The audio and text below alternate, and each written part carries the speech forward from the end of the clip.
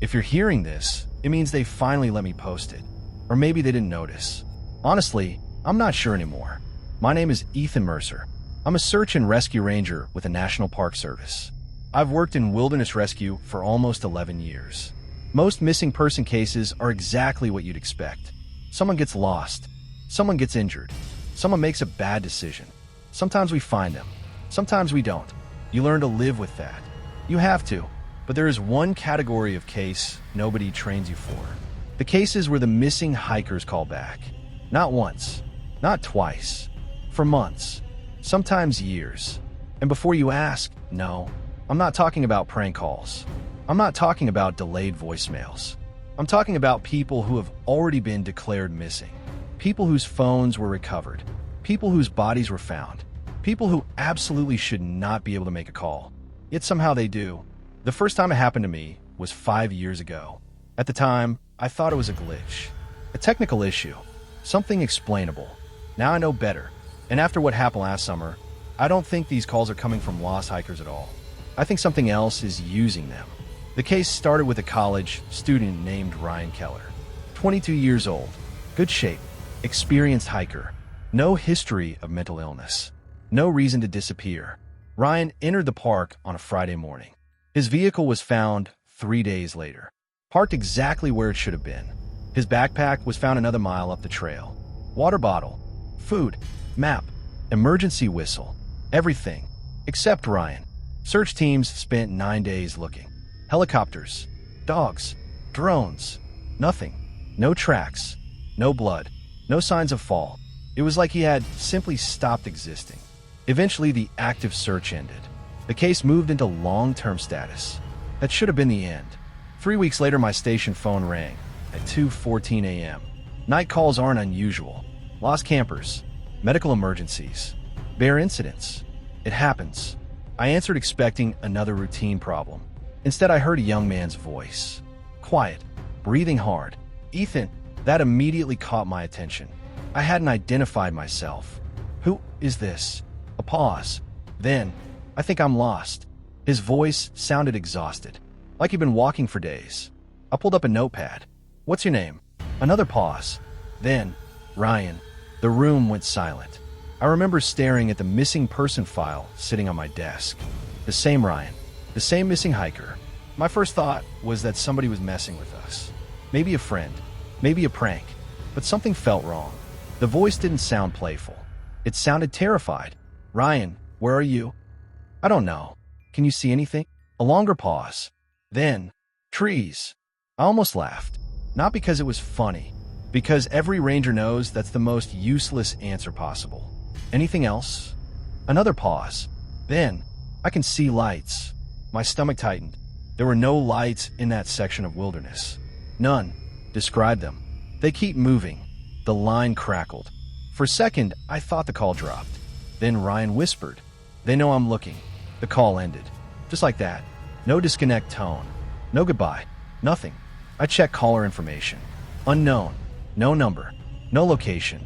No trace. The telecommunications company couldn't identify the source either. The call technically didn't exist, at least according to their records. The next night, he called again. Same time. Same voice. Same exhaustion. This time he sounded worse. Like he hadn't slept. I asked where he was. He said something strange. He said, "I think I walked out already." "What do you mean?" "I found a road." "Then stay there." A pause. Then, "The road keeps changing." I felt a chill crawl through me. "Ryan, what road?" "The one outside." "Outside what?" No answer. Then he asked a question that made no sense. "What day is it?" I told him. Silence. Then, "No. No what? That can't be right." His breathing became shaky. "Ethan." "Yeah. I don't think I'm where you are anymore." The call ended. The next morning I pulled his case file.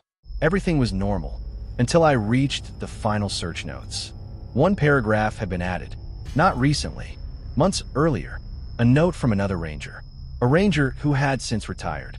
The note read, "If subject begins calling, do not discuss dates." No explanation. No follow-up. Just that. I called the retired ranger immediately. His name was Mark Hansen. 30 years in the Park Service. One of the best. When I asked about the note, He went silent for almost 20 seconds. Then he said, "Ryan called you, didn't he?" My blood ran cold. "How did you know?" Another long silence. Then, because he's not the first, that's when everything changed. Mark invited me to his house. I drove there that afternoon. He showed me a box. Inside were dozens of case files. Missing hikers, campers, climbers, backpackers. Cases stretching back nearly 30 years. Every file had something in common. A call, always after the disappearance. Sometimes days later, sometimes months, sometimes years. One missing woman had supposedly called Park Dispatch 16 years after vanishing. Another had called from a phone recovered at the bottom of a canyon. One caller contacted his own rescue team after his body had already been identified. The details changed. The pattern didn't. I asked Mark what he thought was happening. He looked exhausted, like he'd spent decades trying not to think about it. Then he said something I still remember perfectly. "They aren't asking for help." "What?" "They want us to keep talking." I laughed nervously. "What does that mean?"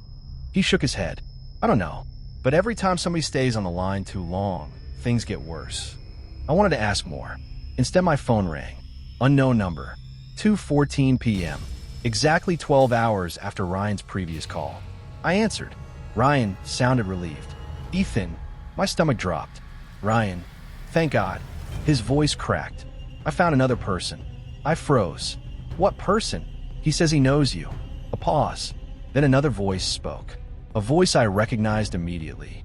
Mark Hansen, the retired ranger sitting 3 feet away from me. My blood turned to ice. The voice on the phone sounded exactly like him. Same tone, same cadence, same everything. Mark's face went completely pale. The voice continued, "Don't listen to him." Then both voices started laughing. The call disconnected, and that was the moment I realized something truly impossible was happening. Because Mark Hansen hadn't just heard the voice. He had recognized it too, and whatever was calling us knew exactly who we were. Mark didn't speak for nearly a minute after that call. He just sat there staring at my phone. The color had drained from his face. I'd never seen a veteran ranger look genuinely frightened before. Not after bear attacks. Not after fatal recoveries. Not after wildfires. But whatever he had just heard had scared him more than any of those things. Finally, he stood up and walked to a cabinet in the corner of his living room. He unlocked it with a key hanging around his neck. Inside were old notebooks, dozens of them, weathered field journals, incident logs, personal notes, the kind of records rangers aren't supposed to keep. He pulled one out and opened it. The pages were filled with dates, names, times, phone calls, all connected by red circles and arrows. At the center of nearly every page was the same phrase. "Do not let them keep you talking." "What are they?" I asked. Mark rubbed his eyes. "I spent 20 years trying to answer that. And I stopped looking. That wasn't an answer. He knew it. I knew it. But he refused to say more. Instead, he handed me a photograph. It showed a search team standing near a river. 8 people, all smiling, all wearing Park Service uniforms. One face caught my attention immediately. A young ranger standing near the back.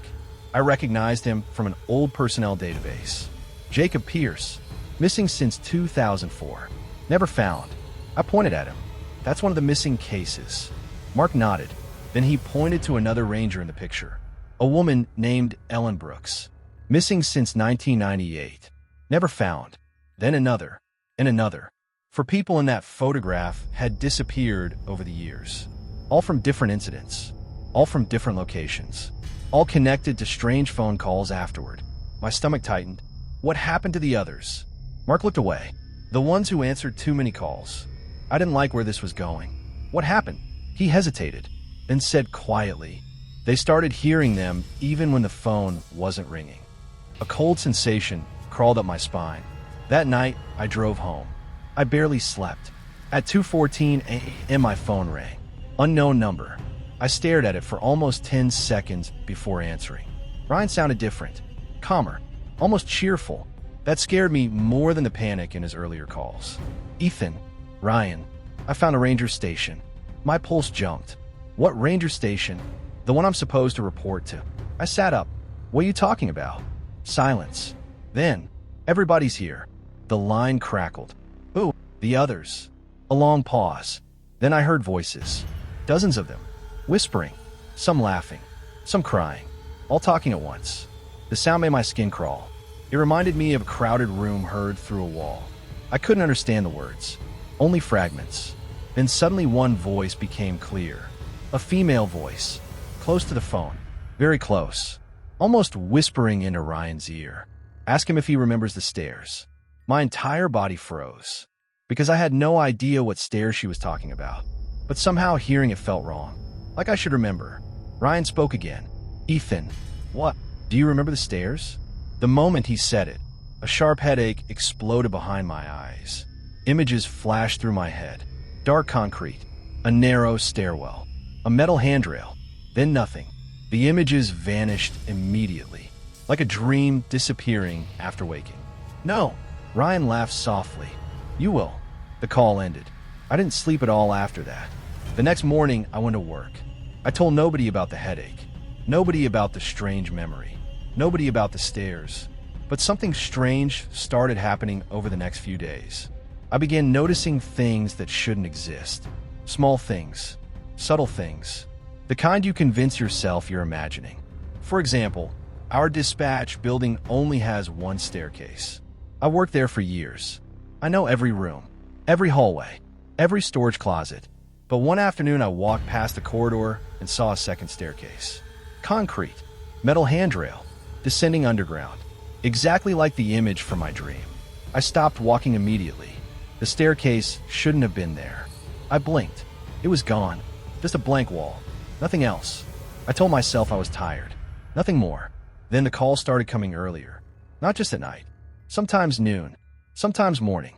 Always from unknown numbers. Always Ryan. And each call brought new details. He talked about a place. Not a location. More like a system.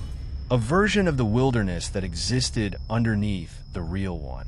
He described endless trails. Campsites without campers. Watchtowers that weren't on any map.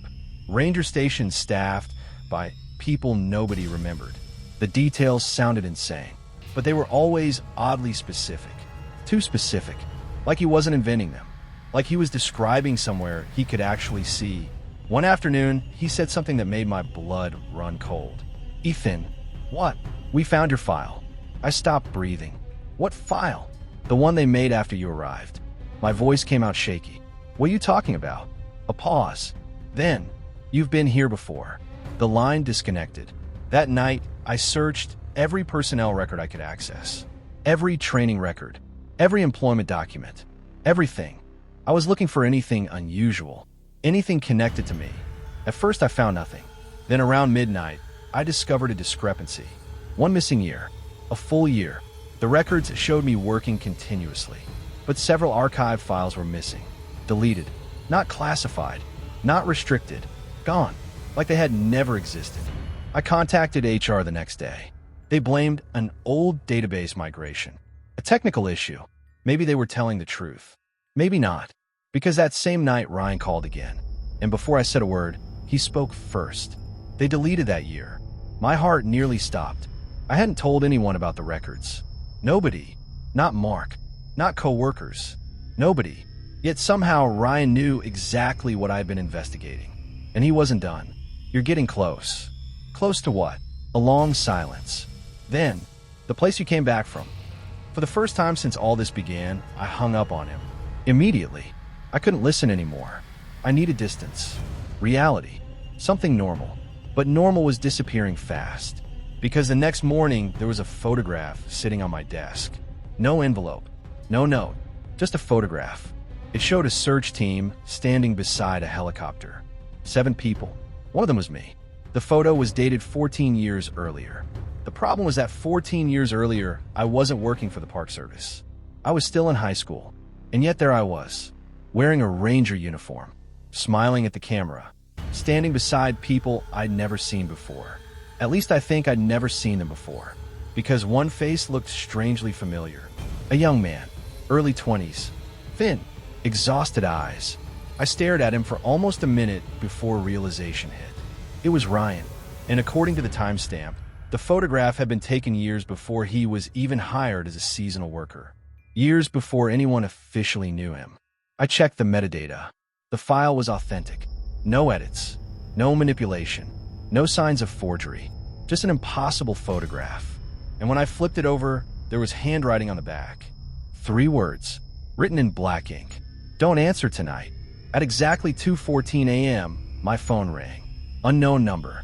I stared at it in the darkness. The screen glowing beside my bed. Ring, ring, ring. I ignored it. The ringing stopped. 30 seconds later, it rang again. Unknown number. I ignored it again. Then a third time. A fourth. A fifth. Each call exactly 30 seconds apart. By the 10th call, I noticed something horrifying. The caller ID had changed. It no longer said unknown number.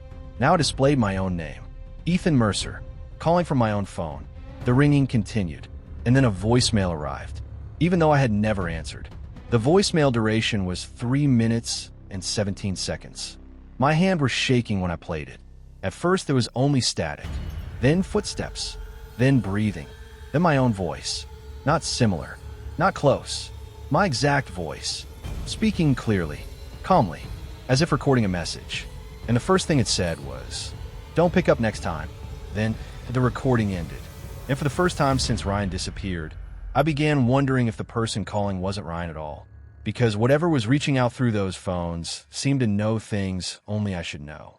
Things from missing years, missing memories, and parts of my life that I was starting to realize might never have happened the way I remembered them. And that was when the call stopped being the most frightening part. Because 2 days later, something finally walked out of the woods. And it asked for me by name. 2 days later, I was assigned to a routine trail inspection. Nothing unusual, just a maintenance check on a remote section of forest about 20 miles from the main visitor areas. The kind of assignment rangers do all the time. I almost welcomed it. Anything to get away from phones. Records, voicemails, missing years. For a few hours, everything felt normal. The weather was clear. The trails were quiet. The radio traffic was routine. I remember thinking maybe I needed sleep. Maybe the calls had gotten into my head. Maybe I was creating patterns where none existed. Then dispatch radioed in.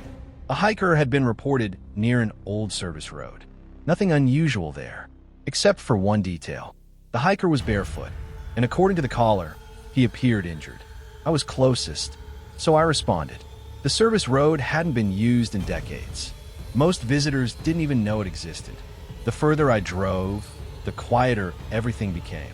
No birds, no insects, just wind. Even it felt wrong somehow. About half a mile down the road, I saw him, standing perfectly still, middle of the road, barefoot, thin, wearing torn hiking clothes. At first I thought he was injured. Then I realized he wasn't moving at all, not shifting weight, not looking around, nothing, just standing, watching. I parked and got out. "Sir." No response. I moved closer, maybe 30 feet away. That's when I saw his face, and every hair on my body stood up, because I recognized him immediately. Ryan Keller, exactly as he appeared in his missing person photograph. Not older, not thinner, not changed, exactly the same, as if the last 5 years had never happened. My brain refused to process it. I knew it couldn't be him. I knew it, but he looked identical. Then he smiled, and I knew something was wrong. Not because of the smile itself, because it happened too slowly. Like someone who had learned what smiling looked like without understanding why people did it. I reached for my radio. "Dispatch, I have." Ryan interrupted me. "Ethan." My stomach dropped. "You should know my name."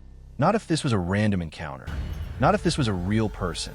He took a step forward, then another, still smiling. And suddenly I noticed something strange. His boots were missing, but his feet weren't dirty. Not a speck of mud, not a scratch, not a mark, as if he hadn't actually walked there. "Ethan." His voice sounded almost identical to the phone calls. Almost, but not quite, like a recording played through damaged speakers. I backed away. "Ryan." His smile widened. Then he said something I'll never forget. "You're late." The words hit me like a punch. Late. Not lost. Not confused. Not asking for help. He sounded annoyed.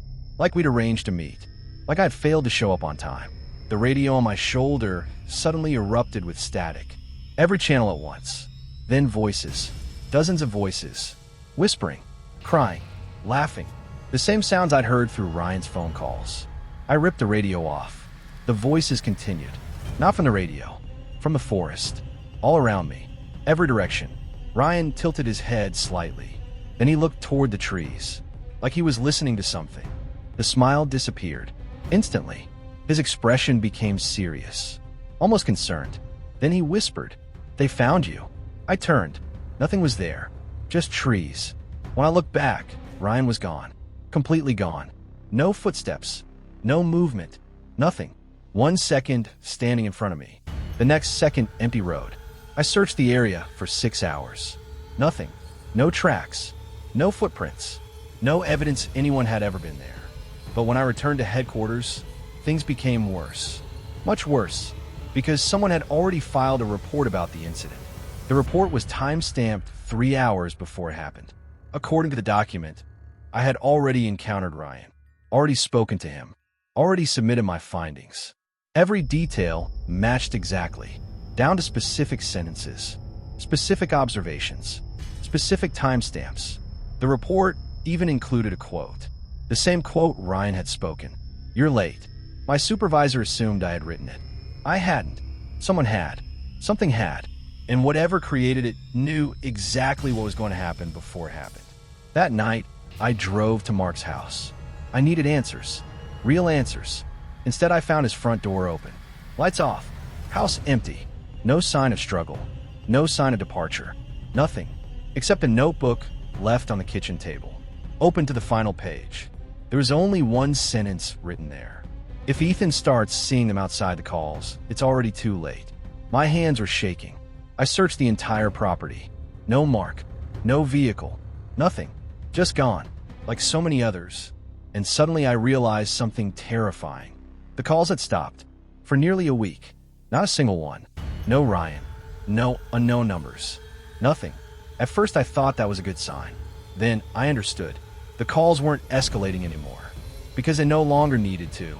Something had changed. The next morning I woke up with mud on my boots. I had gone to sleep at home. Locked doors. Locked windows. No alcohol. No medication. Nothing that could explain it. Yet my boots were covered in fresh forest mud. There were pine needles on my bedroom floor. And a folded piece of paper on my nightstand. My handwriting. Definitely mine. I recognized it immediately. The note read, "Don't go back to the staircase." I had no memory of writing it. None. The staircase. The one from the visions. The one that shouldn't exist. The one I'd started seeing everywhere. Because now it wasn't just occasional glimpses. Now it appeared constantly. In reflections. At the ends of hallways. Behind partially open doors. Always the same concrete stairs. Always descending. Always waiting. And every time I looked directly at them, they vanished. Except once. One afternoon I saw them inside headquarters. Clear as day. At the end of a maintenance corridor. Not disappearing. Not flickering. Real. Concrete steps descending underground. A metal handrail. Exactly like before. Nobody else reacted. Employees walked past without noticing. I stood there for nearly a minute. Frozen. Then I looked down. There were muddy footprints on the first step. Fresh footprints. My footprints. And that's when I realized something horrifying. The mud on my boots matched the mud on those stairs. Meaning at some point, somewhere, I had already been down there. And I couldn't remember any of it.